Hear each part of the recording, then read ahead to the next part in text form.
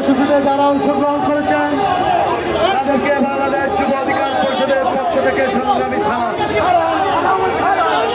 5 আগস্টের পরে আমরা এমন একটা বাংলাদেশ পেয়েছি যে বাংলাদেশ হবে সত্যিকার অর্থে এই দেশের জনসাধারণের বাংলাদেশ।